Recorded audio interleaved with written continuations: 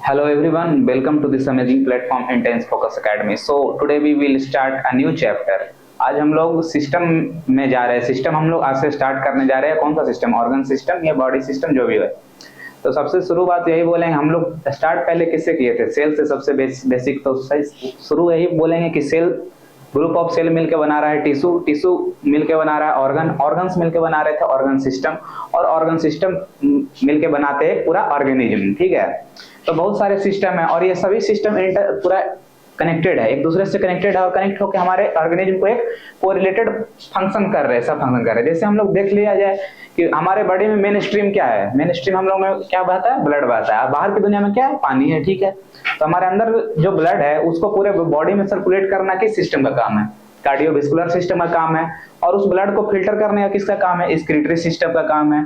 Filter करके nitrogenous waste को बाहर करना बॉडी से किसका काम है? एक्सक्रीटरी सिस्टम का है। और बहुत सारे सिस्टम है। हमारे जो इन्वायरमेंट में बहुत सारे स्टिमुलाई हमको मिल रहा है, किस पे कैसे रिएक्ट करना है वो किसका काम है? नर्वस सिस्टम का काम है। और क्या बच गया? रिप्रोडक्टिव, अपने जैसे ही दूसरे ऑर्गेनिज्म पैदा करना, या जो संसारिक सुख है उसके लिए रिप्रोडक्टिव सिस्टम है। ठीक है, तो आज हम लोग उसी में से एक सिस्टम स्टार्ट करने जा रहे हैं, डाइजेस्टिव सिस्टम। और इस फिगर को देख के आपको पता चल गया होगा कि आज क्या स्टार्ट कर रहे हैं? Digestive system. ठीक है, डाइजेस्टिव सिस्टम। ठीक है, तो डाइजेस्टिव सिस्टम में इसका हिंदी का अर्थ होता है पाचन तंत्र। तो पाचन तंत्र मतलब हम लोग किसका पाचन करेंगे? बॉडी का तो पाचन नहीं करेंगे, बॉडी को तो ऑटो डिग्रेड नहीं करेंगे।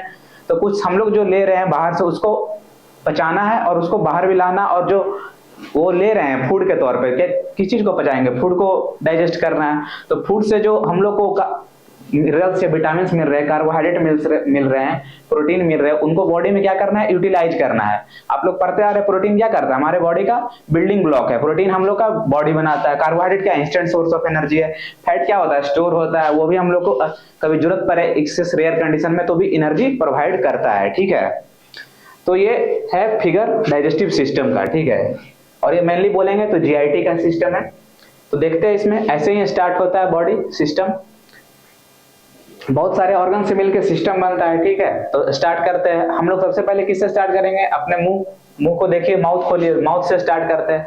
माउथ जब खोलते हैं तो उसमें क्या मिलता है? ओरल कैविटी देखने को मिलता है। ओरल कैविटी देखने को मिलता है, हार्ड पैलेट, सॉफ्ट पैलेट। उसके आगे फिर फूड लेते हैं। उसका कहाँ जाता है? फूड इसोफेगस में जाता है। तो ये जो पाइप आपको दिख रही है इसोफेगस है। ठीक है, आगे इसोफेगस से कहाँ आपको दिख रहा है कि स्टोमक में जाएगा? स्टोमक है। स्टोमक का अलग अलग पार्ट होता है, फंडस, बॉडी, कार्डिया। ठीक है, फिर आगे किस में जाएगा? ये स्टोमक दिख रहा है। उसके बाद ये डिओडेनम में चल जाएगा। डिओडेनम हो गया ये। उसके बाद किस में जाएगा? जेजुनम हो गया, इलियम हो गया। इलियम से फिर कहाँ जाएगा? सीकम में जाएगा। सीकम है। फिर ये क्या दिख रहा है? जो ऊपर जाते हो रहा है, नीचे से ऊपर की तरफ जाता है तो क्या बोलते हैं उसको? Ascending colon. असेंडिंग कोलॉन, फिर ट्रांसवर्स कोलॉन, फिर डिसेंडिंग कोलॉन। फिर यहाँ पर जो मुड़ रहा है उसको बोलते हैं सिग्मोइड कोलॉन। फिर रेक्टम में चल जाएगा, फिर एनस में चल जाएगा, और एनल कैनाल के थ्रू एनस से जो हम लोग फूड लिए है वो पूरा डाइजेस्ट होके बॉडी से डिफिकेट हो जाएगा, बाहर हो जाएगा। ठीक है, इतना समझ आया? फिगर क्लियर है? तो इसके हिसाब से हम लोग क्या लिख सकते हैं? डाइजेस्टिव सिस्टम का सबसे पहले डिफिनीशन देख लेते हैं। डाइजेस्टिव सिस्टम का डिफिनीशन देख लेते हैं क्या होगा। कोई भी सिस्टम वो क्या होता है? किस चीज से मिलकर बना है? ऑर्गन से मिलकर बना है। तो लिख सकते हैं group of organs, group of organs. और इसका काम क्या बताया? जो फूड या जो हम ले रहे हैं, फूड हम लोग बाहर से ले रहे हैं या लिक्विड ले रहे हैं, उसका ब्रेकडाउन करना।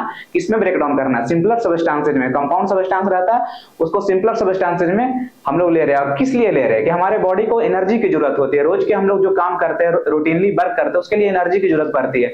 और किस चीज के लिए? हम लोग जब बच्चे रहते हैं तो बच्चे में क्या बोलता है कि खिलाइए पिलाइए, इसको एनर्जी दीजिए, या फूड प्रॉपर फूड दीजिए, या प्रॉपर डाइट, एक बैलेंस डाइट के नाम से आता है। बायोकेमिस्ट्री न्यूट्रिशन में पढ़ेंगे आप लोग। बैलेंस डाइट प्रदान कीजिए क्योंकि उसका क्या हो सके? पूरा प्रॉपर ग्रोथ हो सके उस बच्चे का। और क्या होगा? और टिश्यू रिपेयर। जब आपको बॉडी में कुछ दिक्कत होगा या कहीं कट फट जाता है उसको टिश्यू रिपेयर होता है, या सेल बुरा हो जाता है या सेनाइल हो जाता है, उसको क्या होता है? न्यू सेल के लिए भी चाहिए क्या है? एनर्जी चाहिए। ठीक है, तो समझ गए पूरा डिफिनेशन? तो लिख सकते हैं group of organs which helps. ये सभी ऑर्गन्स मिले क्या कर रहे हैं? विच helps in the breakdown of, breakdown मतलब तोड़ना, breakdown of food and liquid.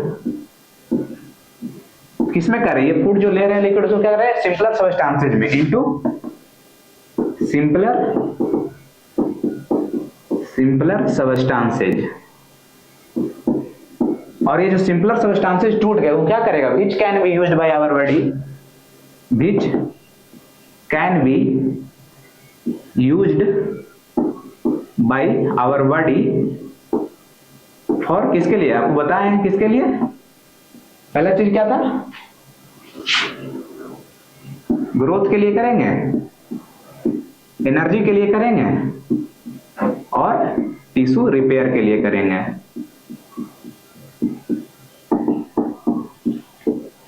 ठीक है, समझ में आया, डेफिनेशन क्लियर है। Group of organ which helps in the breakdown of food and liquid into simpler substances which can be used by our body for, किस चीज के लिए, हमारे ग्रोथ के लिए, और क्या, एनर्जी के लिए, और क्या, टिश्यू रिपेयर के लिए करते हैं। ठीक है, ये डेफिनेशन क्लियर है। अब डाइजेस्टिव सिस्टम का क्या इसके बाद पढ़ेंगे, लाइन बाय लाइन पढ़ेंगे, एक एक चीज टेस्ट लेंगे, जैसे फूड में टेस्ट होता है सही, एक एक बिट ऑफ टेस्ट लेंगे टॉपिक का, हर चीज को समझेंगे। ठीक है, तो डाइजेस्टिव सिस्टम में क्या होगा, क्लासिफिकेशन हम लोग देख लेंगे। क्लासिफिकेशन समझते हैं, पहले क्लासिफिकेशन समझ में आएगा तो आपको पता चलेगा कैसे पढ़ना है इसको, कौन से अरेंज मैनर में पढ़ना है। ठीक है, तो इसका क्लासिफिकेशन दो तरीके से होता है। पहला तो क्या हो गया, गैस्ट्रोइंटेस्टाइनल ट्रैक्ट, ये जो आपका बन रहा है गैस्ट्रोइंटेस्टाइनल ट्रैक्ट, और आप लोग जब सुनते होंगे बार बार क्या सुनते हैं, जीआई ट्रैक्ट।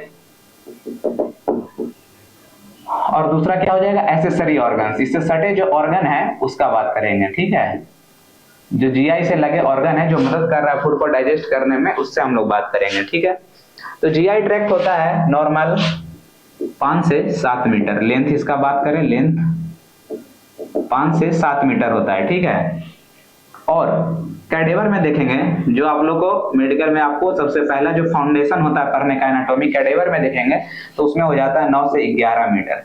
और ये क्यों हो जाता है, मरने के बाद हम लोग जो बॉडी जिंदा है उसमें क्या है, मसल टोन है, मसल टोन के कारण ये पूरा कॉन्ट्रैक्ट है, सिकुड़ा हुआ है और एक लेवल में है। कैडेवर में क्या होगा कि मसल टोन ही खत्म हो जाएगा, तो क्या हो जाएगा, और इलोंगेट हो जाएगा। तो ठीक लिखते हैं, ड्यू टू, लिख दो शॉर्ट से, due to loss of muscle tone. ठीक है, और गैस्ट्रोइंटेस्टाइन कहां से कहां तक होगा, इसोफेगस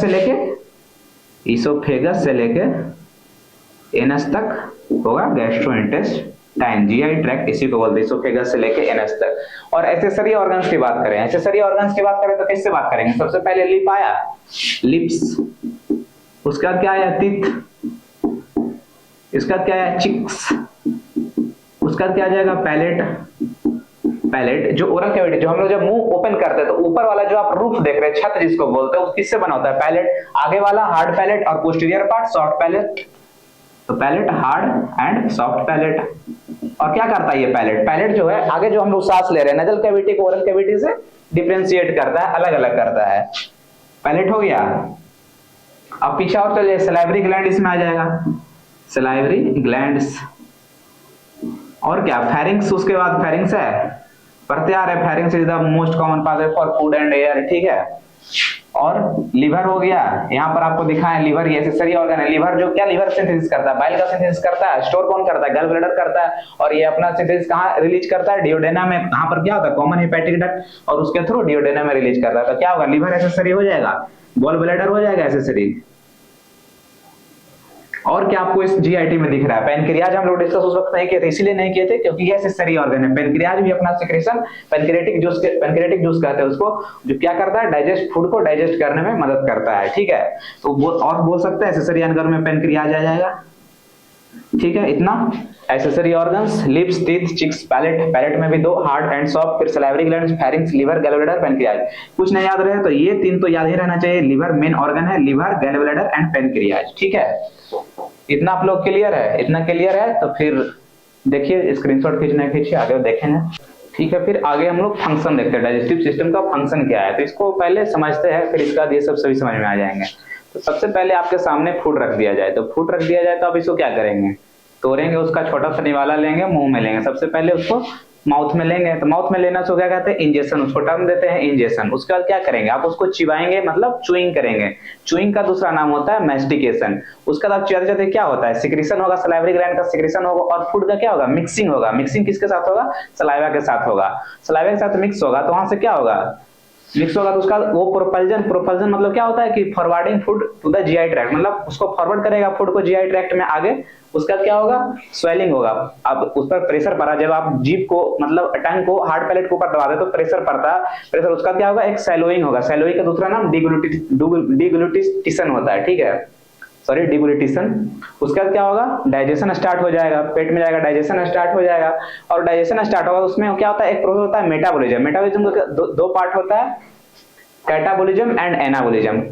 तो कैटाबॉलिज्म में क्या होता है कि जो लार्ज मॉलिक्यूल है, वो स्मॉल मॉलिक्यूल में कन्वर्ट हो जाता है, और वो क्या करता है, एनर्जी रिलीज करता है बॉडी में, और वो एटीपी के फॉर्म में एनर्जी रिलीज करता है, और वो बॉडी में स्टोर हो जाता है, ठीक है। वो जो एनर्जी रिलीज हुआ एटीपी वो कहीं और यूज होगा, बॉडी के कुछ दूसरे फंक्शन में यूज होगा जहां एनर्जी की जरूरत होती है कोई किसी वर्क को करने में, ठीक है। कैटाबॉलिज्म का मतलब यही है, कैटाबॉलिज्म मतलब टूटना, लार्ज मॉलिक्यूल छोटे मॉलिक्यूल में टूटेगा और इससे एनर्जी रिलीज होगा। और एनाबॉलिज्म में क्या होता है, बनना। एनाबॉलिज्म का मतलब होता है बनना, स्टोरेज के फॉर्म में होता है। तो स्मॉल मॉलिक्यूल क्या होगा, स्मॉल मॉलिक्यूल एक लार्ज मॉलिक्यूल में कन्वर्ट होगा, और उसमें क्या होगा, स्मॉल मॉलिक्यूल को बड़ा बनाने में क्या एनर्जी यूज होगा, हाँ, यूटिलाइजिंग एनर्जी यूज करके एक स्मॉल मॉलिक्यूल को मिलकर एक लार्ज मॉलिक्यूल बनाता है, उसको बोलते हैं एनाबॉलिज्म, ठीक है। फिर उसके बाद क्या होगा, स्टोरेज होगा, बॉडी में जो फूड लिया थोड़ा देर के लिए स्टोर रहता है, स्टोर होगा। उसका क्या होगा, वो जो डाइजेशन हो गया उससे क्या होगा, एब्जॉर्प्शन होगा। एब्जॉर्प्शन इन द फॉर्म जैसे कि कार्बोहाइड्रेट हुआ, कार्बोहाइड्रेट पर किसमें टूटता है, पॉलीसेकेराइड रहता है उसका ओलिगोसेकेराइड मोनोसेकेराइड में टूटेगा, फिर बन जाएगा ग्लूकोज या ग्लैक्टोज, यही सब टूटेगा। तो उसका क्या होगा, एब्जॉर्प्शन होगा, बॉडी उसको एब्जॉर्ब करेगा। प्रोटीन जैसे कि अमीनो एसिड में कन्वर्ट होगा, अमीनो एसिड को एब्जॉर्ब करेगा और जहां जरूरत होगा उसको देगा। और उसका क्या होगा, एसिमिलेशन, एक आता है एसिमिलेशन टर्म। एसिमिलेशन का मतलब यूज कैसे हो रहा है, यूटिलाइजेशन कैसे हो रहा है उस चीज का, ठीक है।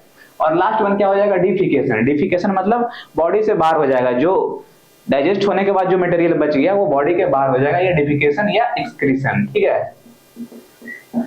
तो इतना काम हो गया, समझ में आया। आप मुंह मतलब फूड को माउथ में लिए, उसमें इंजेक्शन टर्म देते हैं, उसके बाद चुइंग आप उसको चिबाएंगे, ये उसका एक अलग नाम होता है मैस्टिकेशन। और क्या होगा, थर्ड वन सिक्रीशन होगा, सलाइवरी ग्लैंड का सिक्रीशन होगा। उसमें क्या होगा, सलाइवा किसको डाइजेस्ट करता है, कार्बोहाइड्रेट को डाइजेस्ट करता है, दैट इज पॉलीसेकेराइड। पॉलीसेकेराइड को किसमें करेगा, ओलिगोसेकेराइड में, ठीक है। Secretion and mixing of food होगा। प्रोपल्जन होगा, प्रोपल्जन मतलब क्या होगा, forwarding food in GI tract, में भेज देगा। सब फिगर से स्टार्ट होता है, GI tract, forwarding food in GI tract, propulsion, ठीक है। सैलोइंग होगा, सैलोइंग मतलब निगलना, इसका एक दूसरा नाम होता है, पढ़ेंगे डिग्लूटिशन, ठीक है। उसका डाइजेशन स्टार्ट होगा, डाइजेशन होगा, उसमें मेटाबॉलिज्म होता है, catabolism, large molecule convert into small molecule and release in the form of ATP. अब लार्ज मॉलिक्यूल जैसे क्या होगा, जैसे ग्लूकोज होता है, ठीक है। ग्लूकोज क्या करता है, बदल जाता है CO2 + H2O, ठीक है। फिर ये ग्लूकोज टूटता है किसमें, पायरुविक एसिड में टूटता है, पायरुविक एसिड, और इससे क्या रिलीज होता है, एटीपी रिलीज होता है, ठीक है। ग्लूकोज पे इसको क्या नाम देते हैं, ग्लाइकोलिसिस, ठीक है। ये पायरुविक एसिड फिर एसिटाइल को एंजाइम में हो जाता है, एसिटाइल को एंजाइम ए, और फर्दर प्रोसेस चलते रहता है। और इसको क्या नाम देते हैं, इंटरमीडिएट साइकिल नाम देते हैं, इंटरमीडिएट साइकिल, ठीक है। इतना समझ में आया। यही होता है कैटाबॉलिज्म, मतलब एक चीज का टूटना, टूट के वो एटीपी रिलीज करता है। ग्लूकोज से ग्लाइकोलिसिस होता है, ग्लूकोज से पायरुविक एसिड में बदलता है तो एटीपी का रिलीज होता है, ठीक है। फिर further pyruvic acid acetyl co enzyme बदलता है, इसको बोलते हैं इंटरमीडिएट साइकिल। और एनाबॉलिज्म का क्या काम है, एनाबॉलिज्म में स्मॉल मॉलिक्यूल कन्वर्ट होंगे लार्ज मॉलिक्यूल में, और ये एटीपी का यूज करेंगे। जैसे कि ग्लूकोज से ग्लाइकोजन बनता है, इसमें एटीपी का यूज होता है, ठीक है। और इसको टर्म को नाम क्या देते हैं, ग्लाइको बन रहा है, ग्लाइकोजन बने तो ग्लाइको लिखना, उसका बन रहा है तो जेनेसिस का मतलब होता है फॉर्मेशन। और जो फैट है वो किसमें हो जाता है, ट्राइग्लिसराइड्स में हो जाता है। हमारे बॉडी में फैट कैसे स्टोर रहता है, ट्राइग्लिसराइड्स में स्टोर रहता है, ट्राइग्लिसराइड्स। तो इसको नाम देते हैं क्या, लाइपो मतलब फैट, और लाइपोजेनेसिस, जेनेसिस मतलब फॉर्मेशन। इतना क्लियर है। तो एनाबॉलिज्म का मतलब स्पेसिफिकली बोले तो क्या बोले, स्टोरेज हो सकता है, जो ग्लूकोज एक्स्ट्रा बचे उसको ग्लाइकोजन में कन्वर्ट करके हमारे लिवर में स्टोर रहता है और मसल्स में ग्लाइकोजन स्टोर रहता है। ठीक है, इतना क्लियर। आगे क्या होगा, स्टोरेज होगा, जो फूड लिए वो हमारे बॉडी में स्टोर होता है स्टोरेज। उसका क्या होगा, एब्जॉर्प्शन होगा, एब्जॉर्प्शन इन द फॉर्म जैसे कि कार्बोहाइड्रेट हो गया, आपको बता चुके कार्बोहाइड्रेट पॉलीसेकेराइड में रहता है, वो मोनोसेकेराइड में बदल जाएगा और वो बॉडी में जाके जहां जरूरत होगा वो स्टोर करेगा। जैसे प्रोटीन का अमीनो एसिड में होता है और क्या बनाएगा, बॉडी बनाएगा। फैट का ट्राइग्लिसराइड्स में एब्जॉर्प्शन हो गया। लास्ट वन क्या होगा, जो चीज बच गया वो मतलब एक्स्ट्रा क्या नाइट्रोजनस वेस्ट या वेस्ट बच गया उसको डिफिकेट कर देगा बॉडी से बाहर, उसका नाम होता है डिफिकेशन या एक्सक्रीशन कर देगा। ठीक है, इतना हो गया फंक्शन डाइजेस्टिव सिस्टम का। क्लियर है। आगे बढ़ जाए एम्ब्रियोनिक डेवलपमेंट। एम्ब्रियोनिक डेवलपमेंट मतलब कब हमारा जीआईटी बनता है, जीआई ट्रैक्ट बनता है। तो जब स्टार्ट ये कब होता है, स्टार्ट होता है लिखा है 4th वीक ऑफ जेस्टेशन, लगभग मतलब 1 महीने बाद जब एम्ब्रियो से फीटस बनता है तो लगभग 1 महीने बाद इसका स्टार्ट हो जाता है ये जीआई का बनना। ठीक है, और कंप्लीट कब हो जाता है, कंप्लीट बोलेंगे second month 8th week of gestation. 8th week of gestation होते होते ये जो पूरा जीआई है, जीआई ट्रैक्ट है, वो पूरा बन जाता है। ठीक है, और स्टार्ट कब होता है, 4th वीक ऑफ जेस्टेशन। और ज्यादातर जो जीआई सिस्टम है वो किससे डेवलप होता है, एंडोडर्म से। ज्यादातर जो जीआई सिस्टम है वो किससे डेवलप है, एंडोडर्म। कितने डर्म होते हैं, एंडोडर्म, एक्टोडर्म, मेसोडर्म। ठीक है, तो ज्यादातर जीआई जो सिस्टम है वो एंडोडर्म से डेवलप होता है। इसका एक्सेप्शन है, जो पेरिटोनियल कैविटी है वो किससे डेवलप होता है, मेसोडर्म से। ठीक है, और oral cavity and anal canal किससे होता है, एक्टोडर्म से। समझ आया। ये जीआई सिस्टम ज्यादातर एंडोडर्म से होता है, पेरिटोनियल कैविटी मेसोडर्म से डेवलप होता है, और oral cavity and anal canal ectoderm से डेवलप होता है। ओरल कैविटी क्या बोलते हैं, ओस्टोमेटोडियम, और एनल कैनाल को पीछे है तो प्रोक्टोडियम। ठीक है, ये टर्म है, इसको आप लोग समझिए, देख लीजिए, याद रहता है। एंडोडर्म पहले ये है सिर्फ नॉलेज के लिए, इसको आप उतना नहीं देखेंगे तो काम चलेगा, पर देख लेते एक बार। एंडोडर्म से कौन सा, प्रिमिटिव गट। प्रिमिटिव गट पहले जो गट है हम लोग बांटते हैं foregut, midgut and hindgut. ठीक है, फोरगट मतलब आगे वाला पार्ट, मिड का मतलब पिछला पार्ट, एंड हाइंड का मतलब जो होता है पिछला, तो हाइंड गट। ठीक है, तो फोरगट में भी 2 पार्ट होता है, प्रोक्सिमल फोरगट, पास वाला फोरगट, और डिस्टल मतलब दूर फोरगट। ठीक है, डिस्टल फोरगट। तो इसमें कौन सा आता है, प्रोक्सिमल फोरगट में इसोफेगस आता है, स्टोमक आता है, प्रोक्सिमल डियोडेनम आता है। ठीक है, डिस्टल फोरगट में कौन आएगा, लिवर आ जाएगा, गॉल ब्लैडर आ जाएगा, बायोडक्ट आ जाएगा और पेनक्रिया आ जाता है। ठीक है, बीच वाला गट मतलब मिड गट, तो इसमें आ जाएगा डिस्टल डियोडेनम, जेजुनम, इलियम। ठीक है, सीकम भी आ जाएगा, ascending colon and 2/3 part of transverse colon. ठीक है, और लास्ट पार्ट है हाइंड गट, उसमें क्या आ जाएगा, 1/3 of transverse colon, descending colon, sigmoid colon and rectum. ठीक है, ये आप लोग अपने हिसाब से, जैसे जीआई होता है ना, माउथ से स्टार्ट हुआ, इसोफेगस, स्टोमक, डियोडेनम, जेजुनम, इलियम, इसके हिसाब से आप याद कर सकते हैं। ठीक है, ठीक है, फिर हम लोग आगे देख लेते हैं पेरिटोनियल कैविटी। पेरिटोनियल कैविटी कहाँ प्रेजेंट होगा, एब्डोमिनल कैविटी में। ठीक है, तो पेरिटोनियल कैविटी कहाँ से डेवलप हो रहा था, बताए थे मेसोडर्म से। मोस्ट ऑफ द जीआई कहाँ से डेवलप हो रहा है, एंडोडर्म से। एक्सेप्शन क्या था, जो पेरिटोनियल कैविटी था मेसोडर्म से हो रहा था, और oral cavity and anal cavity किससे हो रहा था, एक्टोडर्म से। ठीक है, ठीक है, तो पेरिटोनियल कैविटी बनाता है कौन सा, कैविटी होगा, कैविटी मतलब स्पेस होता है। ठीक है, तो ये स्पेस बनाता है 2 चीज मिलकर, 2 पेरिटोनियम मिलकर। पहला तो parietal peritoneum and second one is the visceral peritoneum. जहां भी विसरा है वो रिलेटेड टू ऑर्गन होगा, ऑर्गन से जो सटा है, ऑर्गन से जो सटा है उसको नाम देते हैं विसरल पेरिटोनियम, और जो बाहर की तरफ है उसको पेराइटल पेरिटोनियम। तो ये लिखा है parietal peritoneum is the outer layer, और ये किससे बना होता है, ये बना होता है एरियोलर कनेक्टिव टिश्यू से। एरियोलर कनेक्टिव टिश्यू से बना होता है पेराइटल पेरिटोनियम। और विसरल पेरिटोनियम की जब बात करें तो ये बताएं आपको, जो ऑर्गन से सटा हो, जहां भी विसरा टर्म है वो ऑर्गन से सटा होगा। ठीक है, ऑर्गन से रिलेटेड होगा, तो विसरल पेरिटोनियम इसको नाम देते हैं, इनर लेयर होता है। और ये किससे बना होता है, modified simple squamous epithelium, that's why इसको क्या कहते हैं, मेसोथेलियम। जो ब्लड वेसल्स का ब्लड वेसल्स में क्या बोले थे, स्क्वामस एपिथेलियम लाइनिंग कर रहा था, उसको क्या बोले थे, एंडोथेलियम। ठीक है, इसको बोल रहे हैं मेसोथेलियम। ठीक है, इतना क्लियर है। यहाँ नाम दे रहे हैं नोट, मेसोथेलियोमा। जहां भी ओमा सब जाए वहां आप समझ जाइएगा कि मैलिग्नेंसी है, मैलिग्नेंसी या कैंसर बोल सकते हैं। तो यही बोलता है malignancy of mesothelium is known as mesothelioma. ठीक है, अब पेरिटोनियल, पेराइटल पेरिटोनियम और विसरल पेरिटोनियम के बीच एक स्पेस देखते हैं हम लोग, और उस स्पेस को क्या नाम देंगे, पेरिटोनियल कैविटी। स्पेस को क्या नाम देते हैं, पेरिटोनियल कैविटी। और इसका जो क्या होता है, फ्लूइड होता है, नॉर्मल कितना होता है फ्लूइड। ये जो पेरिटोनियल कैविटी होगा वो किससे भरा होगा, फील्ड विथ पेरिटोनियल फ्लूइड, नाम देंगे क्या, पेरिटोनियल फ्लूइड, ठीक है। और इसका जो लेवल होगा नॉर्मल वो 50 ml होता है, ठीक है, नॉर्मल अप्रॉक्स में 50 ml, ठीक है। और इसका कलर कैसा होगा, pale yellow colour, pale yellow colour, pale yellow colour due to किसकी वजह से, डिसलेस्टी, इसका मतलब ड्यू टू बिलीरुबिन, बिलीरुबिन, ठीक है, यहां तक क्लियर है। अब ये क्या होता है, कभी कभी हम लोग को देखने को मिलता है कि इसका जो लेवल है नॉर्मल लेवल से ज्यादा बढ़ गया, तो लिख सकते हैं increase fluid in the peritoneal cavity, peritoneal cavity, इसको क्या नाम देते हैं, इज नोन एज एसाइटिस, इसको ही नाम देते हैं एसाइटिस। मतलब पेरिटोनियल कैविटी में जो फ्लूइड का मात्रा है वो बढ़ जाएगा, तो इसको क्या नाम देंगे, एसाइटिस। और एसाइटिस को क्या करना है हम लोग, जब यदि एस्पिरेशन करेंगे, निडल से एस्पिरेशन करके बाहर निकालेंगे, निडल एस्पिरेशन, एस्पिरेशन मतलब बाहर निकालना, मतलब पेरिटोनियल कैविटी में हम लोग एक निडल प्रिक करेंगे, निडल लेके जाएंगे और उससे क्या करेंगे हम लोग, जो ज्यादा एक्स्ट्रा फ्लूइड हो गया है उसको हम लोग बाहर खींच लेंगे या बाहर निकाल लेंगे, ठीक है। निडल एस्पिरेशन ऑफ फ्लूइड कहां से, from peritoneal cavity, peritoneal cavity, उसको क्या नाम देते हैं, is known as abdominal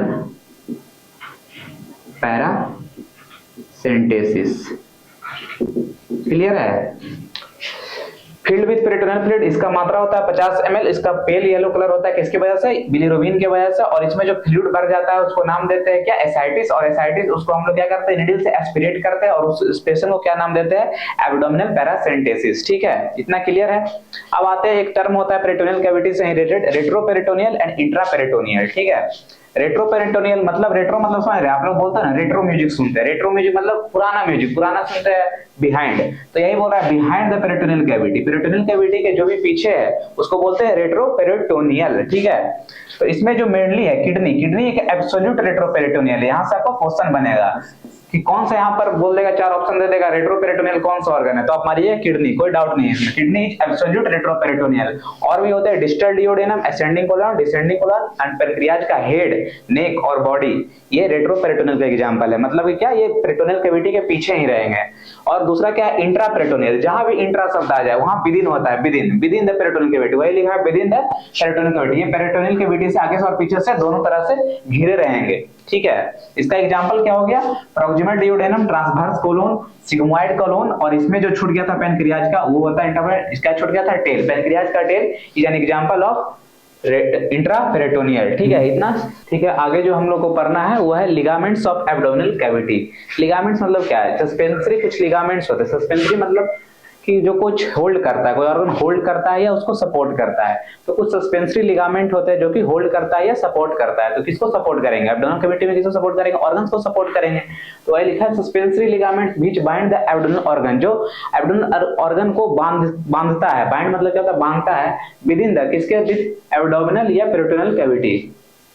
suspense, ये एक सस्पेंसरी लिगामेंट है which bind the abdominal organ with abdominal और पेरिटोनियल कैविटी, ठीक है। लिगामेंट्स होते हैं, लिगामेंट क्या कर रहे हैं, बाइंड कर रहे हैं या सपोर्ट कर रहे हैं, किसको सपोर्ट करेंगे, एब्डोमिनल ऑर्गन को सपोर्ट करेंगे विद इन द, इसके अंदर एब्डोमिनल और पेरिटोनियल कैविटी के साथ, ठीक है। तो इसमें लिगामेंट जो होता है greater omentum, lesser omentum, falciform ligament, mesenteric and mesocolon, ठीक है, इतना 5 तरह का ligaments, greater omentum, lesser omentum, falciform ligament, mesenteric and mesocolon, ठीक है। तो आइए इसको समझते हैं। Greater omentum related with the greater curvature of the stomach, ठीक है, and lesser omentum is related with the lesser curvature of the stomach. Greater curvature stomach का क्या होता है, ये जो हम लोग का बड़ा सा दिख रहा है कर्वेचर, कर्व पार्ट, बड़ा कर्वेचर, ये क्या है, छोटा सा पार्ट कर्व है इसका, तो इसको बोलते हैं लेसर कर्वेचर। तो देखिए ग्रेटर ओमेंटम, इससे क्या है, ये डायफ्रागम है, डायफ्रागम, ठीक है, डायफ्रागम, ठीक है। और डायफ्रागम आपको पता है, डायफ्रागम किससे, कौन से नर्व से होता है, इसमें कौन सा नर्व सप्लाई होता है, फ्रेनिक नर्व से सप्लाई होता है डायफ्रागम, ठीक है, इसको समझिए।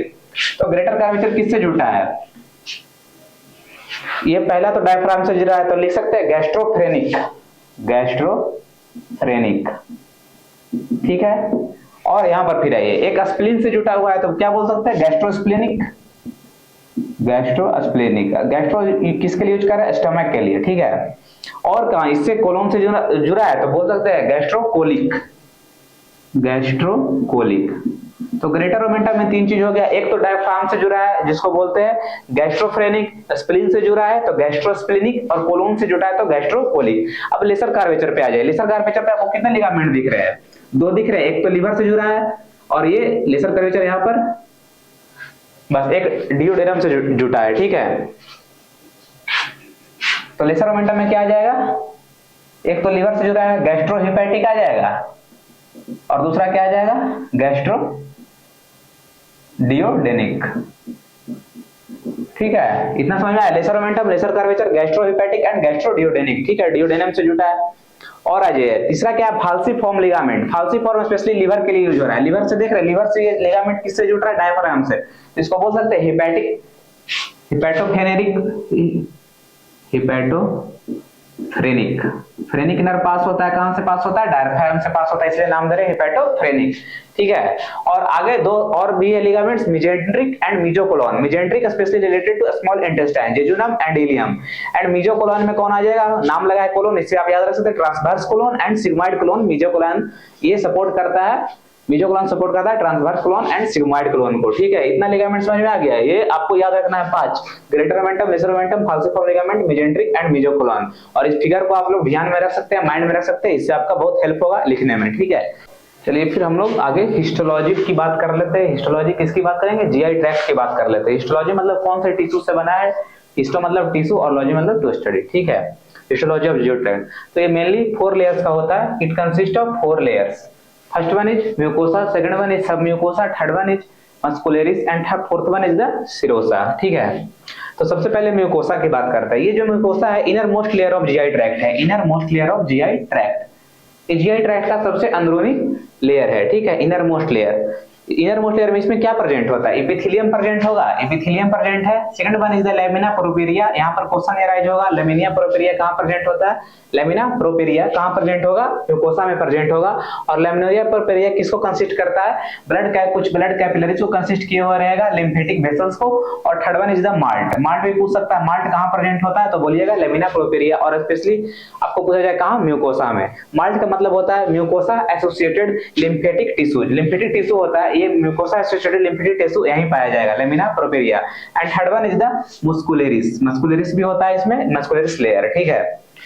अब सेकंड आ गया सब म्यूकोसा, जहां भी सब लगा वो नीचे होता है, तो म्यूकोसा का नीचे सब म्यूकोसा, ठीक है। सब म्यूकोसा ये जो है ये कंसिस्ट होता है, इसका मतलब ब्लड वेसल्स और इसका है लिम्फेटिक वेसल्स, ठीक है। ये सब म्यूकोसा है वो क्या कंसिस्ट किए हुए रहेगा, ब्लड वेसल्स और लिम्फेटिक वेसल्स को कंसिस्ट किए हुए रहेगा। और इसमें नर्व सप्लाई क्या होता है, नर्व सप्लाई सब म्यूकोसल प्लेक्सस का।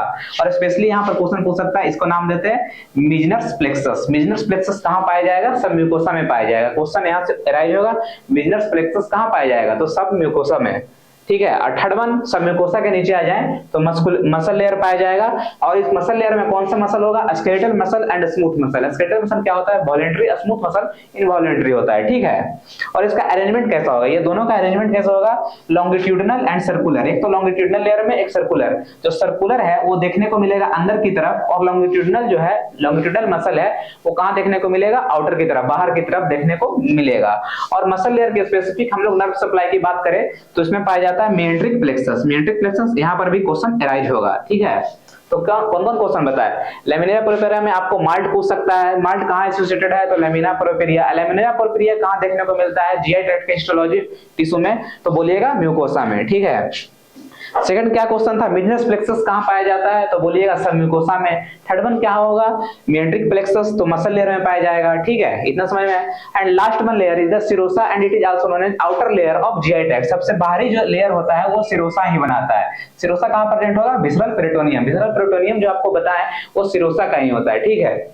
इतना समझ में आया हिस्टोलॉजी ऑफ जीआई ट्रैक्ट। ये हिस्टोलॉजी है, आपको यदि मतलब बोला जाएगी कैसे कैसे, मतलब एब्डोमेन को आप लोग डाइसेक्ट करेंगे, क्या करेंगे, काटेंगे। तो सबसे पहले किसको काटेंगे, स्किन को काटेंगे, स्किन के बाद किसको काटेंगे, सब म्यूकोसा फैट आएगा, सबक्यूटेनियस फैट आएगा। सबक्यूटेनियस फैट के बाद क्या आएगा, रेक्टस शीथ। रेक्टस शीथ क्या होता है, external oblique muscle, internal oblique muscle and transversalis muscles को मिला के बनता है क्या, रेक्टस शीथ, उसका क्या आएगा रेक्टस मसल, उसका क्या आएगा peritoneum, parietal peritoneum and visceral peritoneum, और उसके बाद ऑर्गन्स देखने को मिलेंगे। तो ठीक है, ये आज का लेक्चर हो गया। आज का लेक्चर हम लोग क्या करें, मेनली इंट्रोडक्शन पे फोकस किए हैं। ठीक है, अगले लेक्चर में हम लोग स्टार्ट करेंगे पढ़ना माउथ से ओरल कैविटी और ये समझेंगे। ठीक है, आज के लेक्चर में आपको जो भी दिक्कत है या क्यूरी हो वो कमेंट बॉक्स में पूछा कीजिए। ठीक है, थैंक यू।